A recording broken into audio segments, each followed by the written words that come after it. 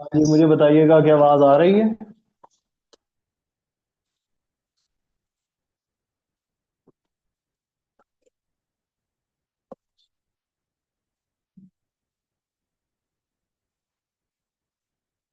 हाँ जी।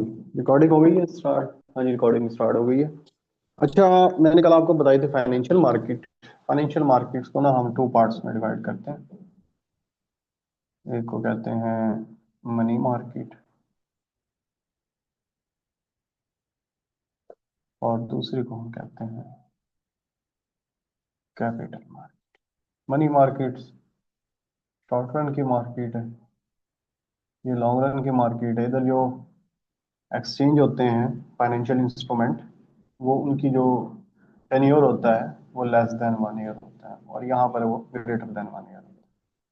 क्योंकि ये हम अमेरिकन बुक्स पढ़ रहे हैं, तो इसमें जो मनी मार्केट्स के जो इंस्ट्रूमेंट हैं उसमें यूएस के जो टी बिल्स हैं, निगोशिएटेबल बैंक सर्टिफिकेट ऑफ डिपॉजिट्स हैं, commercial papers, banker acceptance, repurchase agreement, federal funds और यूरो डॉलर, ये जो मैंने नाम आपको बताए हैं, ये सब के सब मनी मार्केट्स के इंस्ट्रूमेंट हैं। यानी कि इनका जो टेन्योर, इनकी जो मैच्योरिटी होती है वो लेस देन 1 ईयर होती है। ठीक हो गया?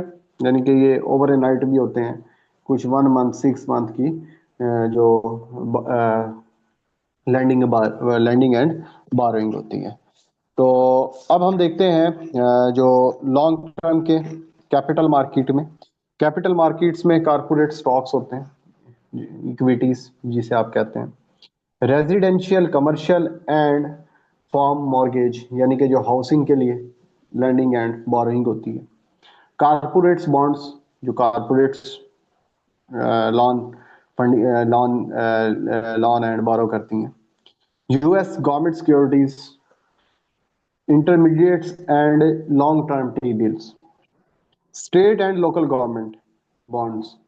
स्टेट का मतलब यहाँ पर प्रोविंस होता है, और लोकल गवर्नमेंट का मतलब लाइक लोकल गवर्नमेंट जैसे हमारी होती है। US government agency bonds, bank commercial and consumer loans, ठीक हो गया, जो कंज्यूमर लेते हैं लॉन्ग टर्म के लिए।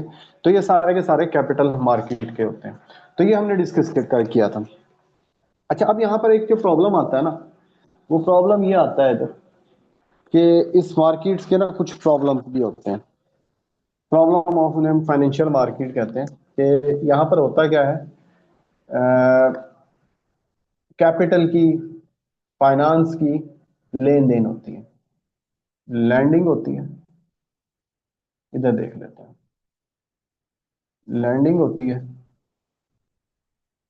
और बारगिंग होती है। इनमें से ना ये बंदा इनसिक्योर होता है, क्योंकि कैपिटल जो फाइनेंस होता है वो इसका होता है। अब इसको खदशा क्या होता है, पता नहीं वापस मिलेगा नहीं मिलेगा। क्यों? क्योंकि ये यहां पर होती है एजमीट्रिक इंफॉर्मेशन। एजमीट्रिक इंफॉर्मेशन, एजमेट्रिक इंफॉर्मेशन का मतलब होता है इनकम्प्लीट इंफॉर्मेशन।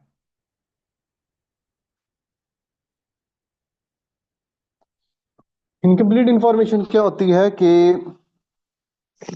जो वन पार्टी है वो दूसरी पार्टी को बारे में इतनी मालूमात उसे नहीं होती। One party no more than other. इसमें एक पार्टी है, जिस तरह बैंक से ये पैसा लेना जाता है, जो कर्जा लेना है, बैंक को तो ये जानता है, पर बैंक इसके बारे में इतना नहीं जानता, इसका क्या बैकग्राउंड है, इसकी हिस्ट्री क्या है। ठीक है? अब ये कर्जा लेने वक्त आया हुआ है तो इसने मासूम सा मुंह बनाया हुआ है, बाद में ये डिफॉल्टर हो जाए, तो इसे हम कहते हैं एजमेट्रिक इंफॉर्मेशन। अच्छा, एजमेट्रिक इंफॉर्मेशन को फर्दर टू टाइप्स में हम डिवाइड करते हैं। एक को हम कहते हैं एडवर्स सिलेक्शन, ये प्री फाइनेंस होते हैं। और एक होती है मॉरल हैजर्ड, ये आफ्टर फाइनेंसिंग होती है। एडवर्स सिलेक्शन क्या होती है कि आपने किसी शख्स की ना इंश्योरेंस करनी है, हेल्थ इंश्योरेंस करनी है सपोज, या गाड़ी की इंश्योरेंस करनी है, कार की इंश्योरेंस करनी है। अब आप क्या करते हैं, तसल्ली कर लेते हैं उसके, अगर इंसान की करनी है कि उसके टेस्ट एटीसी करवा लेते हैं। आवाज आ रही है ना? हाँ जी ठीक है, आ रही है। अच्छा, आप टेस्ट एटीसी भी करवा लेते हैं अगर हेल्थ इंश्योरेंस करवानी है, जिस तरह आजकल बहुत ज्यादा फोन आए होते हैं कि जी आप अपनी अपनी इंश्योरेंस करवाएं, और अगर आपको ये हो जाएगा तो आपको ये मिलेगा। तो वो आपकी वैसे ही नहीं करते थे, उससे पहले वो बहुत सारे आपके ना टेस्ट करते हैं। लाइक अल्लाह खुद खुदा माफ करे कि अगर आप हेपेटाइटिस की करवा रहे हैं, कि आपको फ्यूचर में अगर हेपेटाइटिस का ट्रीटमेंट लेना पड़ जाता है इंश्योरेंस के जरिए, तो वो आपका हेपेटाइटिस बी, सी और जो लीवर की स्कैनिंग है वो कंप्लीट करवाते हैं। अच्छा, अगर आप उनको पहले ही कोई गलत रिपोर्ट्स दे दें, या कुछ आप उनके साथ ताउन ना करें और इंश्योरेंस करवा लें किसी तरीके से, तो इट्स कॉल्ड एडवर्स सिलेक्शन, गलत सिलेक्शन हो गई उनसे। ठीक हो गया? अच्छा, सम टाइम क्या होता है, एडवर्स सिलेक्शन सही होती है, उसके बाद मॉरल हैजर्ड्स का प्रॉब्लम आ जाता है, ये आफ्टर फाइनेंसिंग होती है। जिस तरह मैंने गाड़ी की इंश्योरेंस करवा, उसके बाद अब मुझे पता है मेरी गाड़ी इंश्योर है, मैं कहीं भी खड़ी करके चला जाता हूँ, मुझे पता है कि अगर चोरी हो गई तो इंश्योरेंस कंपनी ने मुझे वापस करनी है, मैं उसकी केयर नहीं कर रहा। टूट फूट की मैं दोस्तों को भी दे देता हूँ, जो मांगता है उसे दे देता हूँ, मुझे पता है कि अगर खुदा ना खास्ता इसका एक्सीडेंट हो जाता है तो इंश्योरेंस कंपनी देगी। तो इट्स कॉल्ड मॉरल हैजर्ड्स। तो ये जो हमारे फाइनेंशियल मार्केट्स हैं, इसके अंदर ये बड़ी टर्म यूज होती हैं। एजमेट्रिक इन्फॉर्मेशन, इनकम्प्लीट इन्फॉर्मेशन होती है लैंडर और बायर के दरमियान, one knows more than other, it's called asymmetric information. Adverse selection ये हमारी प्री फाइनेंस होती है, जिसमें जो बारोवर होता है, अगर वो अपनी इंफॉर्मेशन सही प्रोवाइड ना करे, या जो लैंडर है वो कंप्लीट रिसर्च करने में नाकाम रहे। और मॉरल हैजर्ड्स क्या है, आफ्टर फाइनेंसिंग जो प्रॉब्लम आते हैं।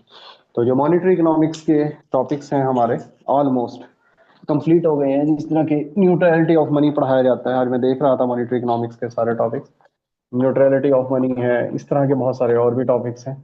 तो ये सारी की सारी चीज़ें हम मैक्रो इकोनॉमिक्स में पढ़ चुके हैं। जो मैक्रो इकोनॉमिक्स में चीज़ें रह गई थी वो मैंने आपको करवा दी हैं, क्योंकि मॉनेटरी इकोनॉमिक्स पर मैं और हबीबुल्ला वसीर की मैं बार बार बात कर रहा हूँ, जो बैंकिंग और जो उधर से चैप्टर हमने पढ़ा बैंक वाला और मनी, वो दोनों उधर से आपने लाजमी करने हैं, मैंने पढ़ाए भी हैं आपको वहां से। अगर क्योंकि लेक्चर में टाइम शॉर्ट होता है, असल में तो ये होता है कि आपको गाइड ही करना होता है, कि अगर कोई चीज़ें रह गई हैं गाइड करते हुए तो आपको नजर आए तो आपने उसको, जिस तरह ग्रेशम ला है, ये बहुत बार पूछा गया है पेपर में, ये उधर भी लिखा हुआ है कि व्हाट इज ग्रेशन ला, कि जो बैड मनी है वो गुड मनी को आउट कर देती है इकोनॉमी से। तो इस तरीके से छोटी छोटी चीज़ें समटाइम रह भी जाती हैं, माइंड में नहीं होती, बताना भूल जाते हैं। तो ये चीज़ें आपने लाजमी जहन में रखनी है। ठीक हो गया जी? ओके जी, आज के बस ये लेक्चर है, तो इंशाल्लाह आप पेडागोजी की तरफ जाएंगे और पब्लिक फाइनेंस की तरफ जाएंगे, और टाइम अगर बच गया तो फिर हम इंटरनेशनल फाइनेंस और डेवलपमेंट को भी थोड़ा सा देख लेंगे। मॉनेटरी इकोनॉमिक्स हमारी कंप्लीट हो गई है।